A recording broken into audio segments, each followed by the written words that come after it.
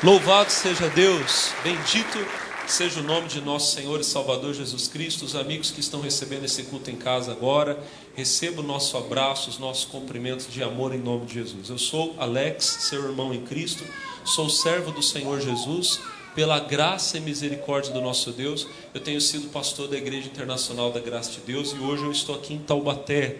E eu queria aproveitar essa oportunidade que Deus me dá para falar algumas coisas importantes com você. Você que está chegando agora, fica comigo nessa reunião.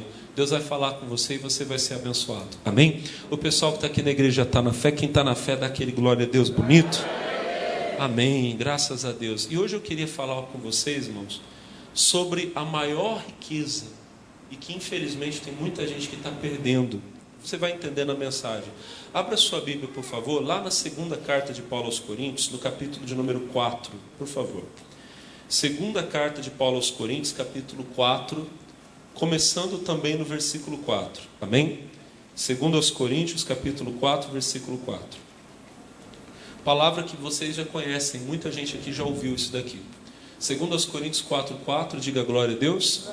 Está escrito assim, ó, lê comigo com atenção. Diz assim: nos quais o Deus deste século cegou os entendimentos dos incrédulos, para que não lhes resplandeça a luz do Evangelho, da glória de Deus, da glória de Cristo, que é a imagem de Deus. Olhem para mim, irmãos. Aqui, você que está acompanhando aqui na igreja, quando você olha aqui para o monitor, todas as letras aqui da nossa fonte, todas elas são maiúsculas.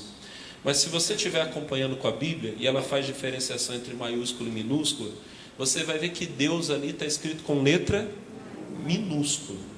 Por quê? Porque não é o nosso Deus. Não sei se eles têm como mudar, se não tiver não tem problema. Olha para o pastor. Deus ali não está escrito com letra maiúscula, não é o nosso Deus. O Deus que a Bíblia está falando ali é o diabo, é Satanás. Ele é o Deus deste século. Dependendo da versão da Bíblia que você estiver lendo, vai estar escrito, ao invés de escrito século, vai estar escrito mundo. Os crentes falam muito sobre o mundo, né? Você vê todo irmão costuma falar assim, ó. Todo irmão costuma falar assim, porque quando eu era do mundo. E aí aqueles que ainda não conheceram o Evangelho, eles ficam às vezes meio confusos. Eles falam, mas como assim? Eu era do mundo, agora você não é mais do mundo. O que aconteceu? Você virou ET? O que é isso? Não, olha para o pastor. O mundo do qual nós estamos falando não é a criação de Deus. Até bom você, crente, entender isso. O mundo que pertence a Satanás, porque a Bíblia diz que o mundo jaz no maligno, o mundo pertence a Satanás. Mas o mundo que pertence a Satanás, irmão, não é o mundo que você vê, tá? Não é a criação, não é o chão que você pisa, não é o planeta Terra, tampouco o universo. Eu gosto muito do Salmo 24, o versículo 1 diz assim: do Senhor é a terra e a sua plenitude, o mundo e aqueles que nele habitam. Então olha para o pastor Alex. O mundo aqui, que a Bíblia diz que pertence a Deus, a terra que pertence a Deus, é a criação. O planeta, o ar que você respira, a natureza que você vê, e tudo que nós não conseguimos ver também, mas que nós sabemos que existe, o universo, as galáxias, as estrelas, tudo isso veio das mãos de Deus, foi criado por Ele e a Ele pertence. Amém? Então, qual é o mundo que pertence a Satanás? O mundo que pertence a Satanás é esse sistema que está alienado de Deus e que ele governa, ele influencia e ele governa. Jesus disse que o diabo ele inventou uma coisa, ele inventou a mentira. Ele é o pai da mentira. João 8,44, o Senhor Jesus estava repreendendo os religiosos lá do tempo dele, os fariseus, e ele olha para eles e diz assim: vós tendes por pai ao diabo, e quereis satisfazer os desejos do vosso pai. Ele foi homicida, assassino, desde o princípio, nunca se firmou na verdade. Aí ele diz assim, porque não há verdade nele. Quando ele profere mentira, fala do que lhe é próprio, porque é mentiroso e pai da... Então olha para o pastor, o Espírito Santo aqui está falando conosco, através do Senhor Jesus, que Satanás é o pai da mentira. E essa mentira que ele criou é contra tudo aquilo que é a verdade. O que é a verdade? A verdade é a palavra de Deus. João 17, o Senhor Jesus está fazendo uma oração pelos discípulos, e ele diz, orando ao Pai, ele diz assim: santifica-os a tua palavra é a... Então deixa eu ensinar algumas coisas importantes dentro desses textos que eu falei para você. A verdade, irmãos, ela existe, e ela é absoluta. Você ouve falar muito hoje que a verdade é relativa. Não, porque eu tenho a minha verdade, o fulano tem a verdade dele. Não, nós não estamos falando de experiência de vida, da realidade do que cada um está passando. Nós estamos falando que há uma verdade, e essa verdade é a palavra de Deus, e ela é absoluta. A verdade não é o que eu penso, não é o que eu acredito, não é a observação que o cientista ou que o filósofo fez do mundo ou da vida. A verdade é o que Deus falou na palavra dele. E um dia, todos nós estaremos diante de Deus, irmão, e vamos prestar conta da nossa vida. E nós seremos julgados por essa verdade. Agora, Satanás, enquanto ele ainda tem tempo, enquanto ele ainda está agindo, ele procura de todas as formas lutar contra essa verdade, estabelecendo um sistema de mentira. Aí ele cria algumas ideias, vamos dizer assim, e essas ideias influenciam o comportamento, o pensamento, a filosofia. E as pessoas do mundo, irmãos, elas estão, como o nosso texto de princípio diz, elas estão cegas, acreditando na mentira. Elas estão com todo o comportamento delas, ideia, tudo que elas fazem, olha para o pastor Alex, tudo que elas fazem, tudo que elas acreditam, contrário àquilo que Deus falou. O Deus desse século tem conseguido, infelizmente, cegar o entendimento dos incrédulos. Agora, qual é o objetivo dele quando ele faz isso? É isso que eu queria falar para você hoje. Ele está cegando o entendimento dos incrédulos, diz o versículo 4, 2 Coríntios 4,4.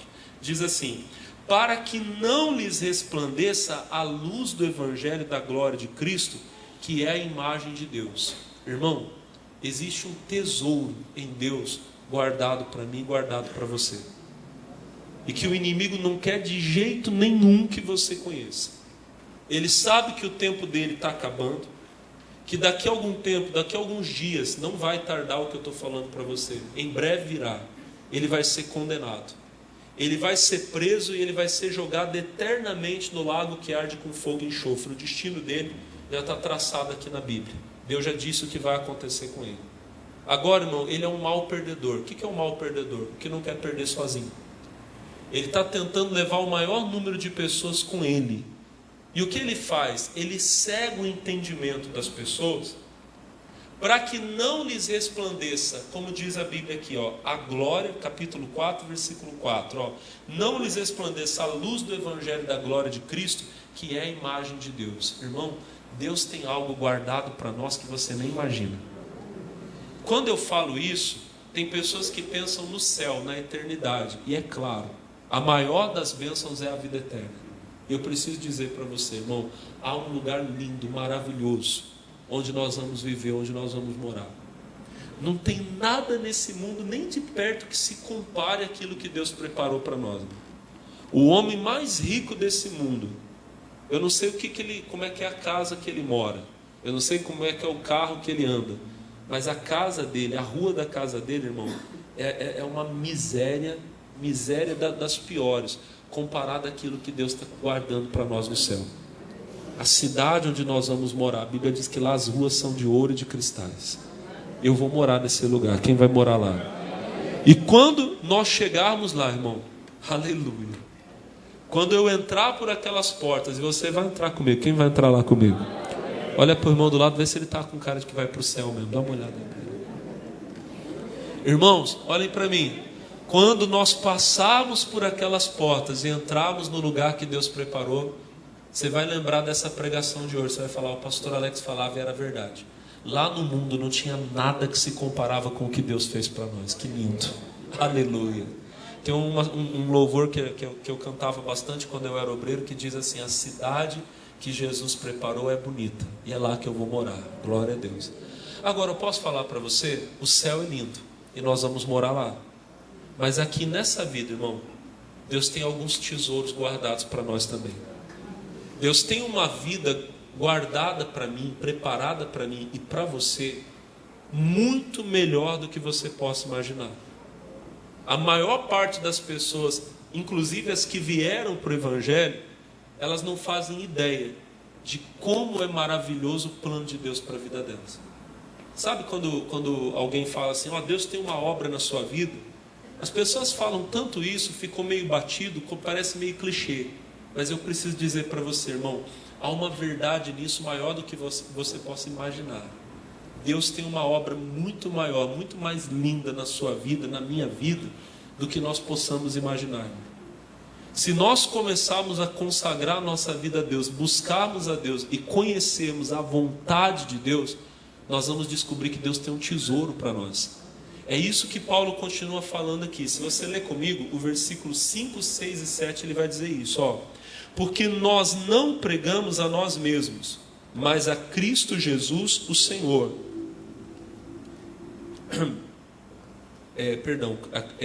A Cristo Jesus, o Senhor, e nós mesmos somos vossos servos por amor de Deus. Versículo 6. Porque Deus que disse que das trevas resplandecesse a luz, é quem resplandeceu em nossos corações para a iluminação do conhecimento da glória de Deus na face de Jesus Cristo.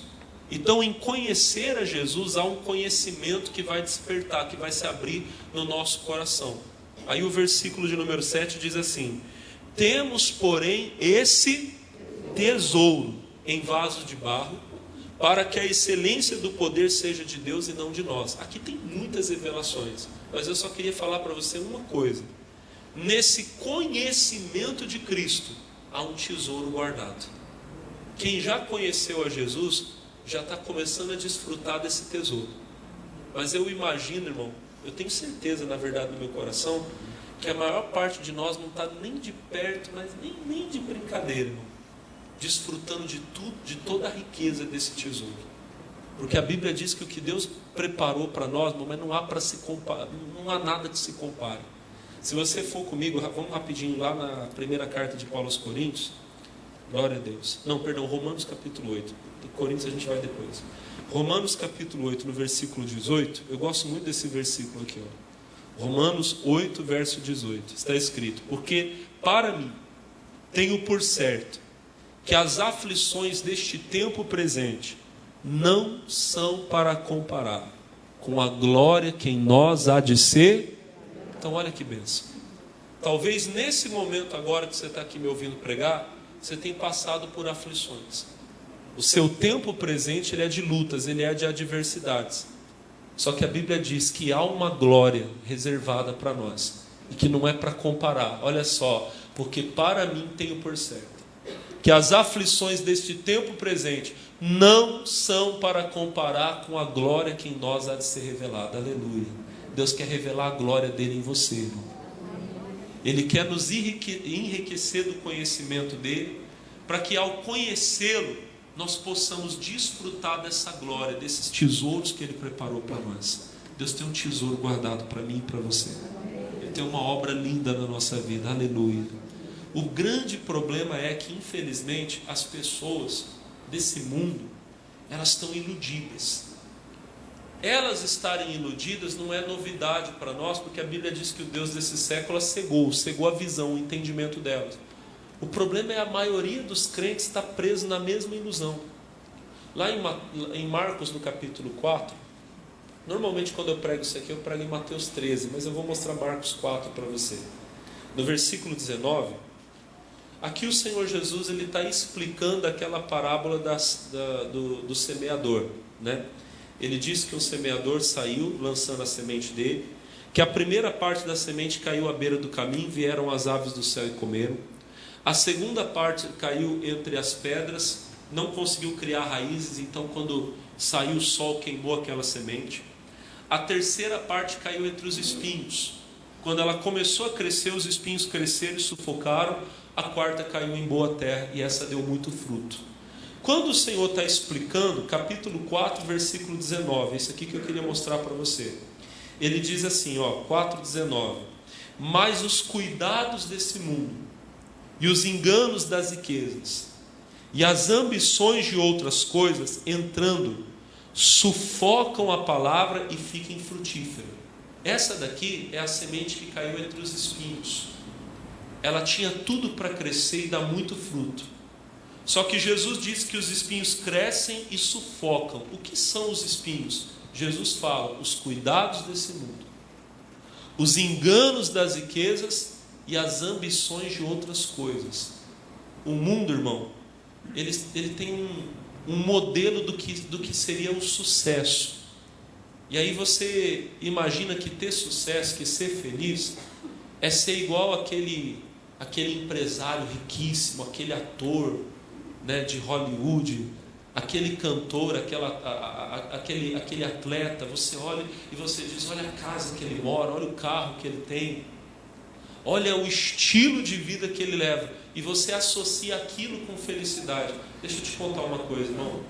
A maioria dessas pessoas nem sabe, nem imagina o que é felicidade. Não imagina. Você pensa que ele é feliz porque ele tem dinheiro, porque ele tem riqueza. E eu quero que você entenda uma coisa: Deus não encontra riqueza. Pelo contrário, Provérbios 10, 22 diz que a bênção de Deus enriquece e não acrescenta dores. Prosperidade é dom de Deus. Eclesiastes 5,19 diz: enquanto ao homem a quem Deus deu riqueza e fazenda, poder para delas comer, tomar a sua porção, se alegrar no seu trabalho, isso é dom. Deus não encontra a riqueza, pelo contrário, a bênção dele enriquece. Agora, é um ledo engano você pensar que uma pessoa é feliz porque ela tem dinheiro, porque ela tem fama, porque ela tem sucesso. Eu digo para você, essas pessoas normalmente são mais vazias, a vida delas é mais sem sentido do que você possa pensar. Porque aqueles que, vamos dizer assim, que não têm recursos, que são pobres de dinheiro, vamos dizer assim, Eles ainda têm uma ilusão. Se eu tivesse isso, eu ia me satisfazer. Se eu tivesse aquele carro, se eu tivesse aquela casa. Agora olha para mim. E quando o homem já tem? E quando ele já tem o tal do carro, a tal da casa, quando ele já fez a viagem para um lugar, para o outro, e ele percebe que nada disso consegue satisfazer, ele se sente mais miserável ainda. É por isso que você de vez em quando ouve falar do ator famoso que está com depressão, que comete suicídio. E aí você pensa, meu Deus, o cidadão tinha tudo que o mundo pode oferecer, toda a riqueza. Ele já tinha visitado todos os países, tinha comido nos restaurantes mais caros, ele andava nos carros de luxo, ele era casado com a mulher mais linda, aquela princesa que aparece na capa da revista, e olha lá, se matou, usava droga, tinha problema com o alcoolismo. Por que essa pessoa tinha tanta necessidade assim de fugir da realidade? É porque a realidade dele não era feliz. O homem, irmão, ele tem um vazio dentro dele que nenhum dinheiro nesse mundo, irmão, consegue preencher. Só Cristo pode fazer um homem feliz. Agora, as pessoas do mundo estão cegas para isso. O problema é você, crente, também está cego com isso. Buscando satisfação, buscando realização nos cuidados desse mundo, no engano das riquezas e na ambição de outras coisas. Você está perdendo a verdadeira riqueza. Você está perdendo o verdadeiro tesouro. Qual é esse verdadeiro tesouro? É o conhecimento de Deus. Lembra do que você está ouvindo agora. As pessoas desse mundo, aparentemente elas são felizes, mas não são. Agora você que conhece a Cristo, você realmente conheceu a alegria. João capítulo 16, eu tenho pregado isso aqui esses dias. João 16, louvado seja Deus. Evangelho de João capítulo 16, versículo 20. Abra lá sua Bíblia, por favor. Glória a Deus. João 16, versículo 20. O Senhor Jesus diz assim, na verdade, vos digo, que vós chorastes, e vos lamentareis, e o mundo se alegrará, e vós estareis tristes. Agora nem em voz alta o finalzinho do versículo. Mas a vossa tristeza se converterá em... Olha que bonito, irmão. Jesus diz, às vezes parece que você está triste enquanto o mundo está feliz, alegre. Pastor, eu sou de Deus, eu não frequento certos lugares, eu não faço certas coisas, mas os meus amigos vão, pastor, e parece que eles estão tão satisfeitos. Aquele meu amigo, pastor, que eu sei que trai a esposa e vai para esses lugares de prostituição. Pastor, aquela minha amiga que frequenta lá o lugar onde tem droga. Parece que ela é tão mais realizada do que eu. Não é. Jesus disse, o mundo se alegrará e vós estareis tristes. Só que ele fala, mas a vossa tristeza se converterá em... Por quê? Porque a nossa alegria ela é verdadeira. Ela é uma alegria que ela não tem nada a ver, olha para o pastor, não tem nada a ver com a condição, com o ambiente, com o lugar que você está. Você pode estar às vezes, irmão, no meio da guerra, você pode estar passando pela maior luta da sua vida, mas como você tem o Espírito de Deus vivendo dentro de você, você tem a alegria, porque a alegria, olha para o pastor, ela é fruto do Espírito, ela é consequência da presença de Deus na vida do homem. A Bíblia diz, na presença de Deus há abundância de alegria. O fruto do Espírito é a alegria. Eu sempre conto o meu testemunho para vocês. Eu, antes de conhecer Jesus, apesar de eu ser bem jovem, eu era criança praticamente, irmão, eu já tinha depressão, já tinha coisas que é difícil até explicar para você. Eu conto, às vezes tem gente que acha que é exagero, que é brincadeira, mas não é. Eu tinha tanto medo de morrer, tanto medo que alguém entrasse na minha casa e fizesse mal para mim, que eu fui criado numa pressão assim, Alex, ninguém presta, ninguém vale nada, o mundo é cheio de gente má, que eu lembro, irmão, às vezes eu estava deitado assim, à noite, assim, no meu quarto, assim, eu tremendo de medo e não sabia do que, às vezes eu deitava debaixo da cama, pegava o meu irmão caçula, talvez ele nem lembre disso, às vezes eu deitava debaixo da cama com ele assim, e ele pequenininho assim, eu abraçava ele, eu com um medo terrível.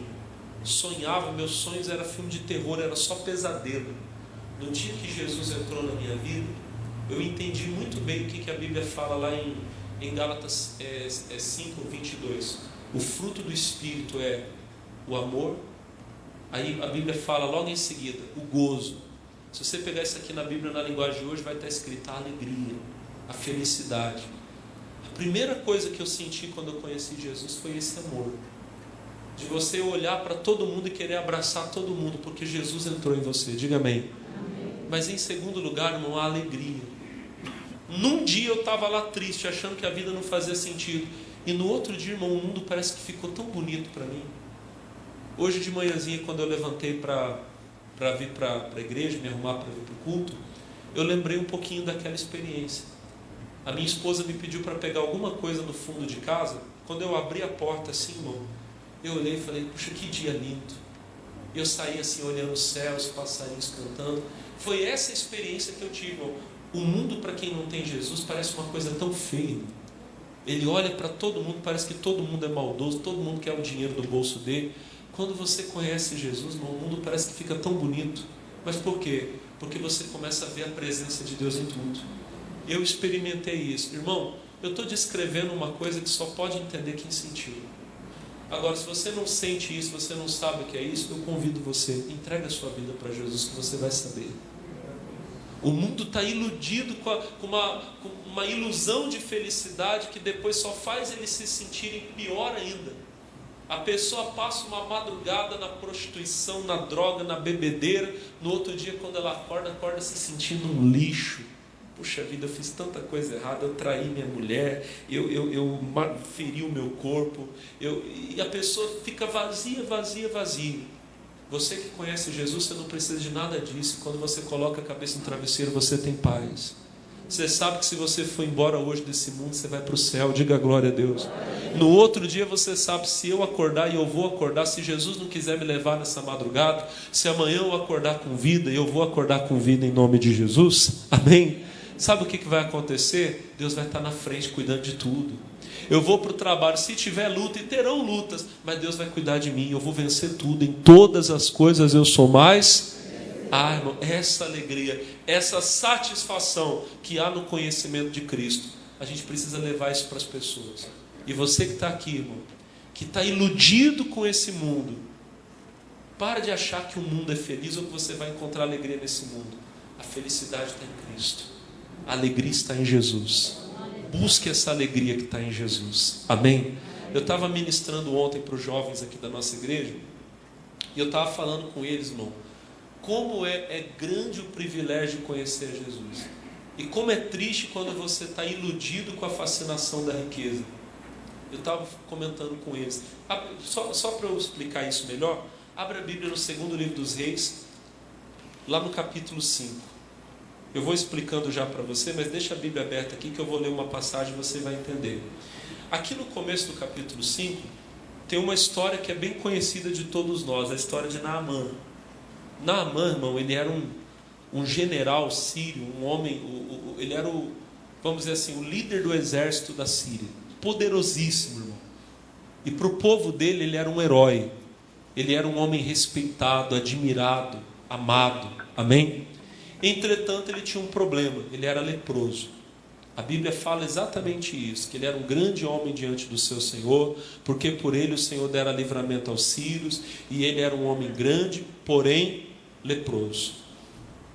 Toda a glória dele, a riqueza dele, tudo que ele tinha, irmão, infelizmente não podia resolver a dor dele, a enfermidade que ele tinha no corpo dele. Era assim que ele vivia, coitado.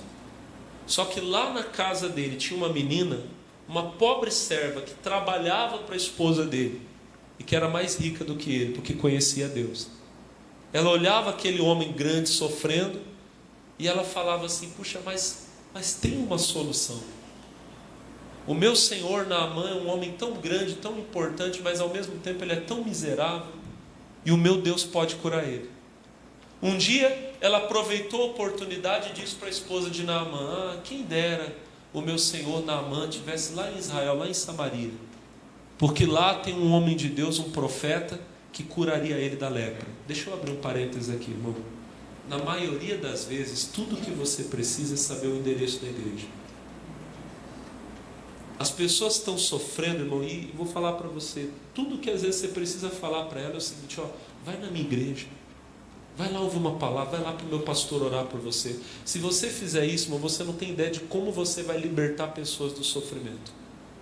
Olha, quantas vezes eu já vi pessoas por aí que estavam caídas e entraram na igreja, irmão, e foram transformadas porque alguém olhou para ela e disse, vai lá na igreja agora. Quantas vezes, irmão? Quantas vezes? Uma vez eu estava fazendo um culto em Suzano, eu nunca vou esquecer desse dia, irmão. Eu estava acabando o culto, era a última oração. Sabe aquela oração que o pastor faz para você ir embora? Eu estava fazendo a oração, Senhor, abençoa, leve esse povo e abençoa. E eu falei assim, e que o inimigo não toque. Quando eu falei isso, manifestou um demônio na última oração. A mulher deu um grito lá atrás no fundo da igreja, assim. Eu repreendi o demônio e trouxe ele na frente, assim, pessoal. Uma moça nova, bonita, irmão, mas infestada de demônio. Eu repreendi, eu expulsei os demônios em nome de Jesus. A igreja, o pessoal esperou um pouquinho mais, porque eu aproveitei, orei, mandei o demônio embora. Aí eu falei para ela, moça, como é que é o seu nome? Ela começou chorando, falou, meu nome é tal. Eu falei assim, você assistiu o culto? Ela, não, eu entrei agora. Eu ia me matar. A igreja que eu era pastor ficava na beira de uma rodovia. Eu saí de casa com tanto problema que eu ia me jogar na frente de um caminhão.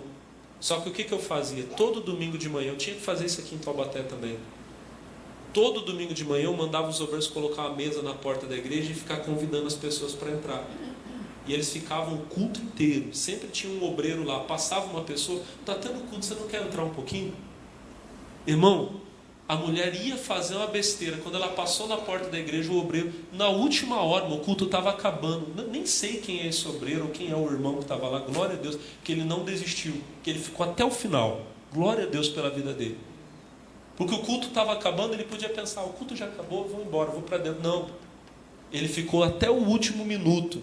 A mulher estava passando, você não quer entrar? Aquela mulher entrou, o demônio saiu dela, depois eu batizei essa mulher. Eu lembro de consagrar filho dela. Glória a Deus. Por que eu estou falando isso para você, irmão? Às vezes tudo que você precisa é falar para a pessoa, vai na igreja. Ela vai entrar e Jesus vai transformar a vida dela. Naamã, coitado, era um homem grande, mas era um miserável. Mais pobre do que a menina que trabalhava na casa dele. Ela disse, vai lá em Israel, lá em Samaria. A mulher do Naamã contou para ele. O Naamã foi e falou com o rei. Ela disse, olha, assim falou a menina que é de Israel.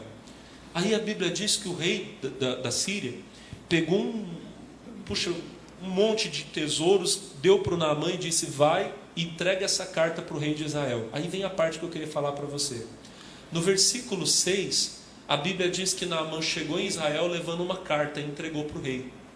E a carta dizia, a carta era do rei da Síria, assim que chegar a você essa carta, saiba que eu te enviei meu servo Naamã, para que você o restaure da sua lepra. Quando o rei de Israel leu aquela carta, a Bíblia diz que ele rasgou as vestes dele.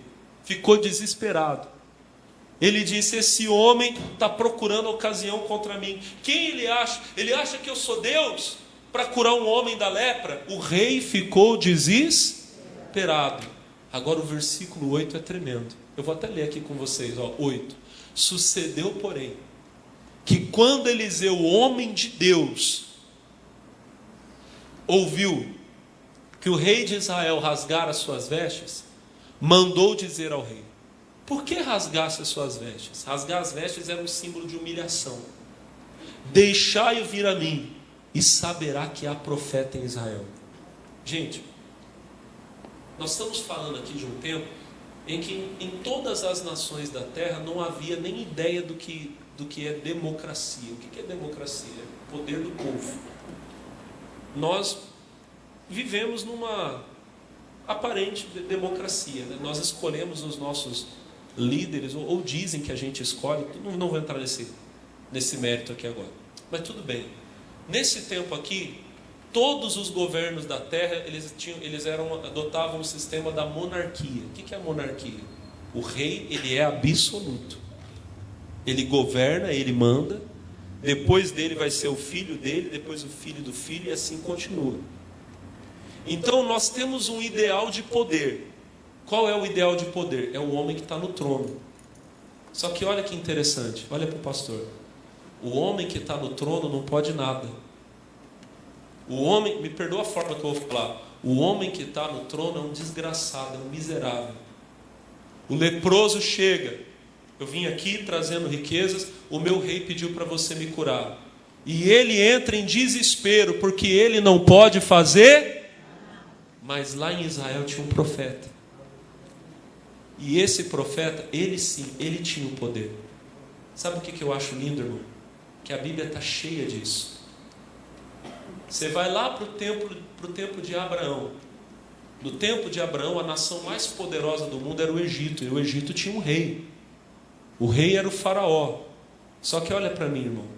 O faraó estava no trono, mas quem tinha o poder era Abraão. O faraó tentou tocar na mulher de Abraão, meu irmão, ele ficou doente, ficou enfermo. Deus só não destruiu ele por causa de Abraão, por misericórdia. Quem está entendendo, diga amém. Passa algumas gerações, irmão. O bisneto de Abraão, José. José está lá no Egito.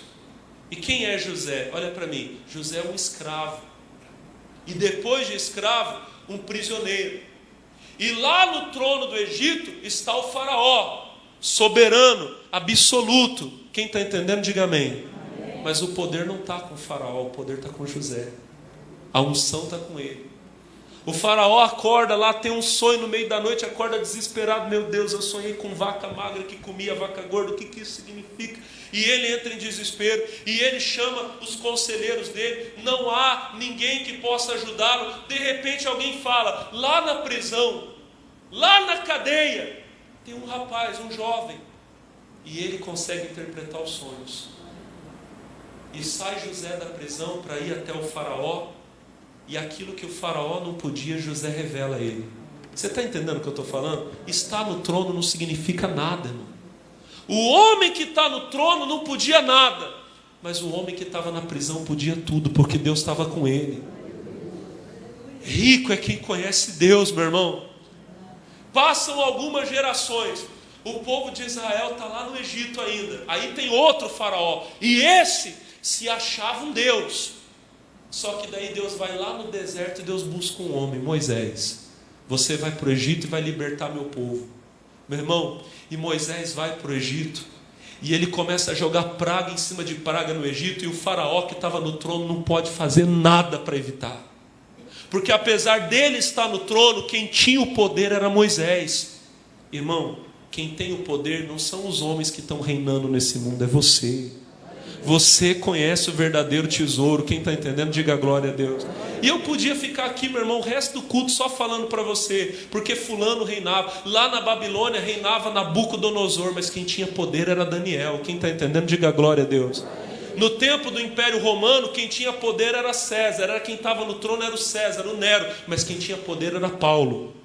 A Bíblia diz, Atos 19:11, e Deus pelas mãos de Paulo fazia maravilhas extraordinárias. Os grandes desse mundo, pelas mãos deles não se fazem maravilhas nenhuma, mas pelas suas mãos podem se fazer maravilhas extraordinárias. Quem tem a riqueza é você, meu irmão. Você precisa conhecer esse poder. Só que o problema é que ao invés de você querer o poder, a unção, você está querendo o trono. Você quer sentar no trono do Egito, no trono da Babilônia, no trono de Roma. Isso não significa nada, irmão. O que significa é conhecer a Deus. Diga amém. O que adianta estar sentado no trono se eu não entendo os sonhos? Se o meu povo vai morrer de fome? Quem está entendendo, diga glória a Deus. Quem salvou aquele povo da fome foi o prisioneiro, foi o escravo, foi José. É isso que eu estou falando para você. Fica com essa palavra no seu coração. Deseje conhecer a Deus mais do que tudo. Deixa eu ler dois versículos para você. Provérbios, capítulo 2, versículo 4. Versículo 3, eu acho. Provérbios, capítulo 2. E depois tem um outro, mas é só leitura mesmo agora. Provérbios, capítulo 2. Olha que palavra linda que está escrito aqui, ó. Versículo 3. Provérbios 2, 3 diz assim, ó.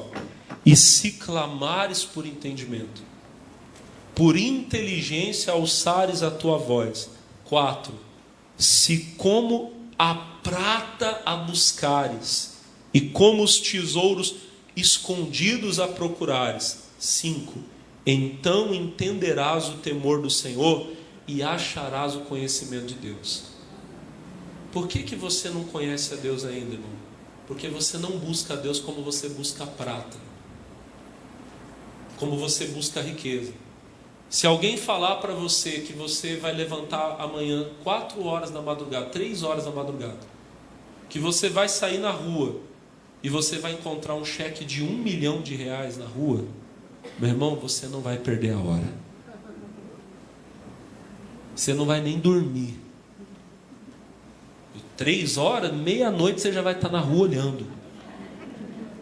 É verdade ou não é? Porque você acha que aquilo significa alguma coisa. Aí o pastor fala, irmão, se você levantar 3 horas da madrugada para orar, você vai conhecer a Deus. Você coloca o relógio para despertar, você começa a fazer aquela oração. Jesus, boa noite. Dorme com Deus, Deus. Você não olha para o pastor.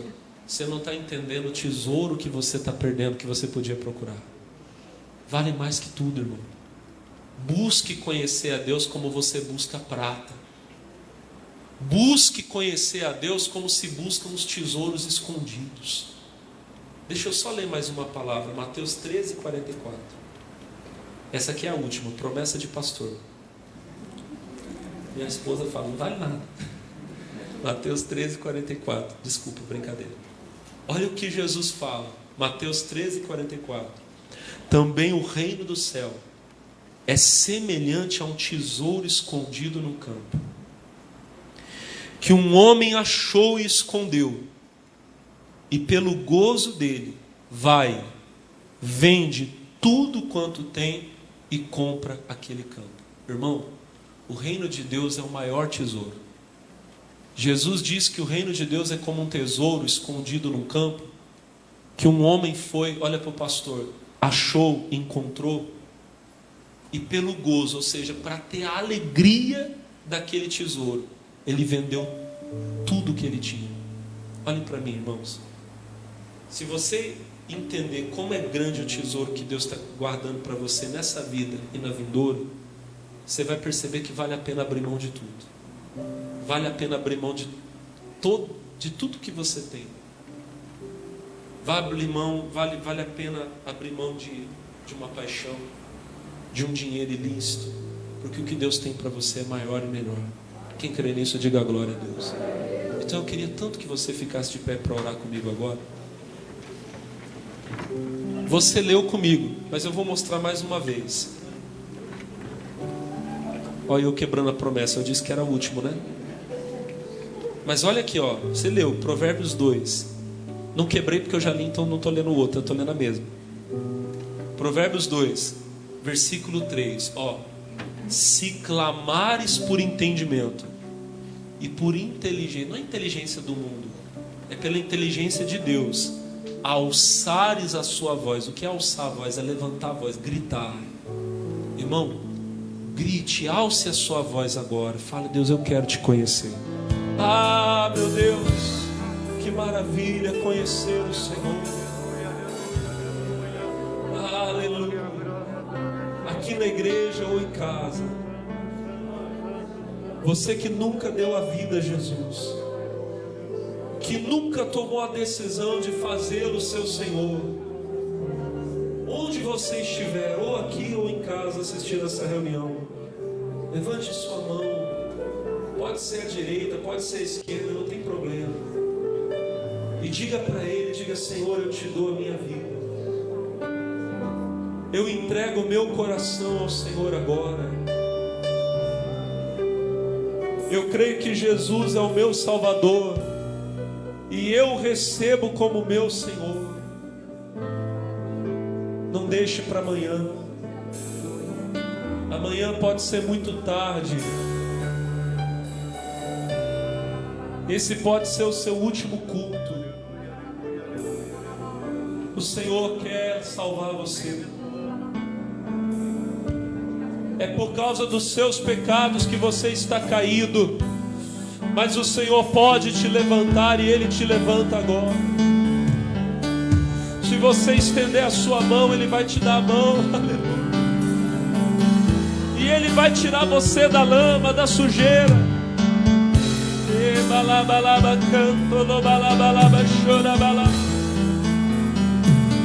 Oh, aleluia.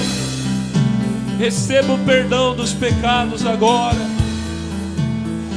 Receba a salvação em nome de Jesus. E agora creia. Tudo aquilo que impedia você de ser feliz, meu irmão, vai cair por terra. Como ministro do Evangelho, eu levanto a minha voz e eu digo: Satanás, você perdeu essa pessoa. Essa pessoa que está no sofá de casa assistindo esse culto agora, você perdeu essa pessoa, demônio. Tira as suas mãos, tira as suas garras da vida dela agora. E este que chegou aqui hoje enfermo, doente, oprimido, sofrendo, vai sair daqui livre em nome de Jesus. Eu digo: todo espírito de enfermidade, todo espírito de sofrimento, saia desta vida agora. Demônio, você que até hoje dominou essa vida, escravizou essa pessoa no pecado, você que até hoje dominou essa pessoa na idolatria, na feitiçaria, na prostituição, nos vícios, eu te ordeno agora: deixa essa pessoa em paz. Solta esse homem, solta essa mulher. Larga esta vida agora. Em nome de Jesus eu te ordeno: saia da onde você estiver escondido. Saia da onde você estiver escondido. Pegue a sua doença, pegue a sua dor, pegue o seu sofrimento e saia agora. Coloque as mãos no coração. O fogo do meu Deus vai entrar agora, queimando todo o mal, do alto da cabeça à planta dos pés. E o mal não resiste, ele vai sair, vai largar essa pessoa, vai deixar essa vida em paz. A palavra do meu Deus diz que há castas de demônios que só saem com jejum e oração. Viemos aqui hoje, neste dia de jejum e oração, para dizer aos espíritos malignos: acabou para vocês. Saiam agora. Espírito de miséria, essa pessoa está desempregada, endividada, parece que nada dá certo na vida dela. Você vai sair agora. Demônio que entrou no casamento desta pessoa e que faz marido e esposa brigarem todo dia, o tempo todo. Você que já está dizendo para esse homem há tempo sair de casa, que fez ele se apaixonar por outra mulher, eu te ordeno: sai. Espírito do adultério e da prostituição, o fogo do meu Deus vai te queimar e vai te colocar para fora agora. Esse homem não errou quando ele escolheu a esposa dele. Essa mulher não errou quando se casou com esse homem. Essa outra pessoa que está entrando é engano, é mentira. E eu digo: a mentira acaba hoje. A verdade está entrando e você tem que sair. Espírito da mentira, espírito da ilusão, saia. Até mesmo o pior demônio que foi mandado por obra de feitiçaria, de bruxaria, que foi mandado para fazer o casamento dessa pessoa acabar, eu te ordeno: saia agora, em nome de Jesus.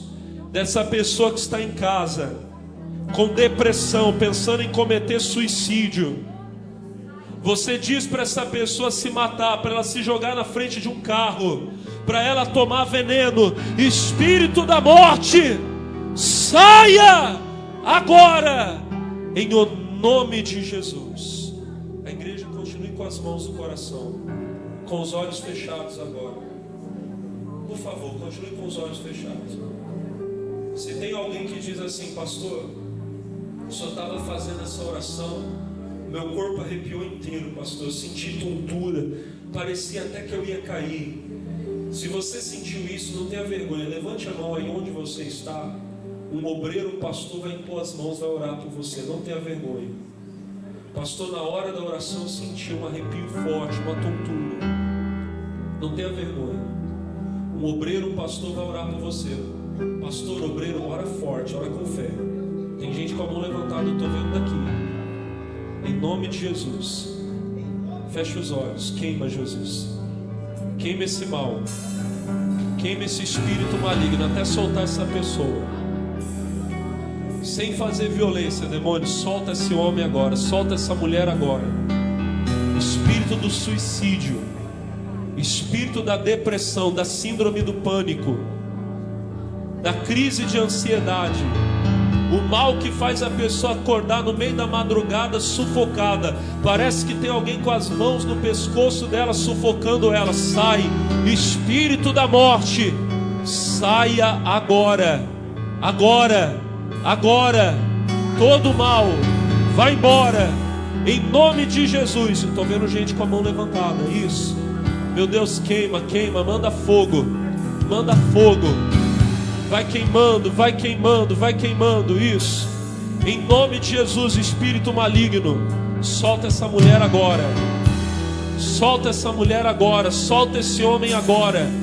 Solta essa pessoa que está em casa participando do culto agora. Vai embora, todo mal, do alto da cabeça à planta dos pés, sai. Agora os obreiros, os pastores vão mandando embora. E você que está aqui na igreja, sem medo, diga agora: sai da minha vida. Sai enfermidade, sai doença, depressão, tristeza, angústia, miséria, todo mal. Sai, sai, em nome de Jesus. Levante as mãos para o céu agora. Respira fundo em nome de Jesus. Sinta a paz de Deus dentro do seu coração. Oh, aleluia, aleluia. Você está livre, meu irmão. Você está curada, minha irmã. Curada da depressão, da tristeza, mas curada dessa dor também. Aleluia. Você está livre desse mal que estava na sua coluna, que você não conseguia nem andar direito. O poder do meu Deus foi lá onde estava o câncer. O câncer é curado em nome de Jesus. Agora receba a cura. Os olhos que não viam vão começar a ver, ouvidos que não ouviam. O meu Deus cura o cego, cura o surdo, levanta o paralítico, limpa o leproso. Seja curado de todo vírus, toda bactéria, para a glória de Deus. Aleluia, aleluia. E agora, irmão, agora o milagre acontece na sua casa. A sua família é restaurada, a sua casa é restaurada, seu casamento é transformado. Oh, aleluia, aleluia, aleluia. E agora toda a igreja com as mãos erguidas, comece a dar glória. Vamos adorar. Oh, aleluia. Oh, rianda la balaba doloni clama na la balaba. Receba a bênção agora. Receba o milagre em nome de Jesus. E receba o Espírito Santo agora. Sinta a alegria de Deus dentro de você. Oh, ribalabalabala canto, lobalaba chori, balabala canto, balabala. Eu quero te ver, eu quero te ver como nunca te vi, tocar, te sentir, tuas mãos me podes fazer em mim o que tens que. Quero ser segundo teu. Quero ouvir a igreja agora. Te conhecer e prosseguir em te conhecer. Esse é o alvo da minha vida, Senhor. Te conhecer e prosseguir em te conhecer. É tudo que eu quero pra minha vida, Senhor. Obrigado, Jesus. Receba a bênção agora, irmão. Todos que oraram comigo aqui na igreja, e você que orou comigo na sua casa também, pela fé, receba a bênção de Deus agora. Diga obrigado, Jesus. Diga graças a Deus. E vamos aplaudir ao Senhor bem forte, em nome de Jesus.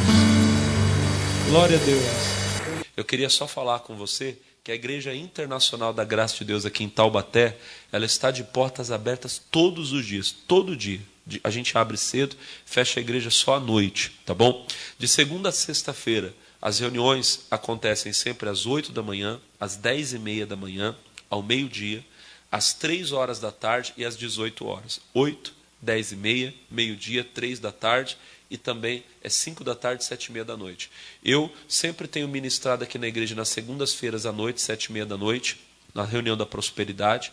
Quarta-feira eu tenho as reuniões pela família e sexta-feira reuniões de cura e de libertação. Domingo nós dizemos na Igreja da Graça que é o dia dos filhos de Deus. O que eu entendo? Que o filho que é filho, domingo ele está na casa do pai. É o dia de você estar aqui. Eu tenho 4 reuniões no domingo, 8 da manhã, 10h30 da manhã, 3 da tarde e às 6 horas da tarde. Vê o horário que é melhor para você, mas não deixe de estar presente. Avenida Granadeiro Guimarães, 416. Avenida Granadeiro Guimarães, 416, pertinho da Rodoviária Velha, ao lado do Hospital Escola. Venha que você vai ser abençoado, em nome de Jesus. Glória a Deus. Vamos fazer uma oração para quem está em casa assistindo esse culto. Senhor, visita quem vai assistir pela nossa TV, pelo canal das igrejas, quem vai assistir, meu Deus, pela internet, pelo YouTube, pelas redes sociais. Que o Teu Espírito Santo abençoe cada pessoa. Todos os dias eu vou celebrar. Estava morto, renasci, eternamente Cristo vive em mim.